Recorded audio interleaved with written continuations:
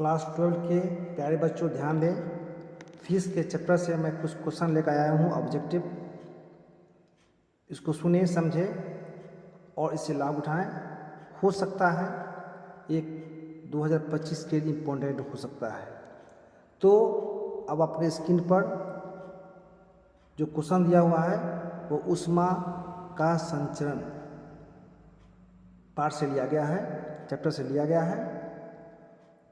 तो पहला क्वेश्चन इस प्रकार से है। फर्स्ट क्वेश्चन है, एक ठंडी रात में खुली जगह में रखी एक लोहे की कुर्सी लकड़ी की कुर्सी से ज़्यादा ठंडी प्रतीत होती है, इसका क्या कारण है? क्लियर?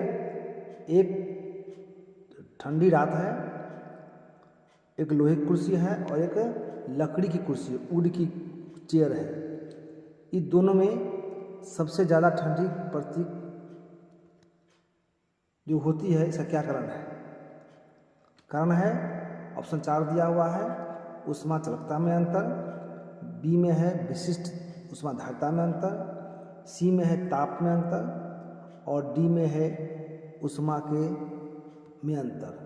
उसका सही आंसर क्या होगा? ए होगा, ऊष्मा चालकता में अंतर। क्लियर?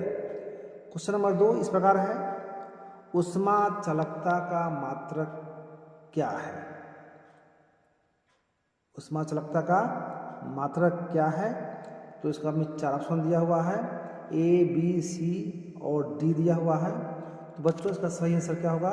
सी होगा, जो आपके स्क्रीन पर दिया हुआ है, यानी जे प्रति मीटर प्रति इंटू प्रति सेकेंड इंटू प्रति केल्विन। क्लियर? आगे बढ़ते हैं। क्वेश्चन नंबर 3 इस प्रकार से है, ऊष्मा चालकता का एसआई मात्रक क्या है? ऊष्मा चालकता का एसआई मात्रक क्या है? तो इसका भी 4 ऑप्शन दिया हुआ है, ए बी सी और डी दिया हुआ है।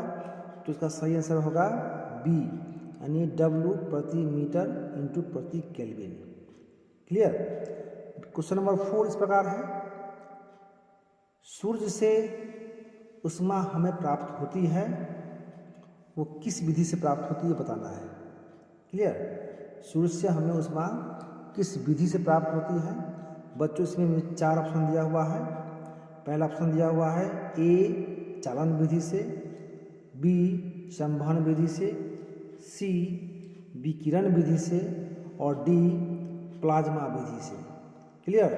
तो सही आंसर क्या होगा? सी होगा, यानी विकिरण विधि से, radian method. Clear? Number 5 question इस प्रकार है, ऊष्मा हानि की दर वस्तु और परिवेश के ताप के अंतर के समानुपाती होता है। यह किसका वक्तव्य है या कहना है?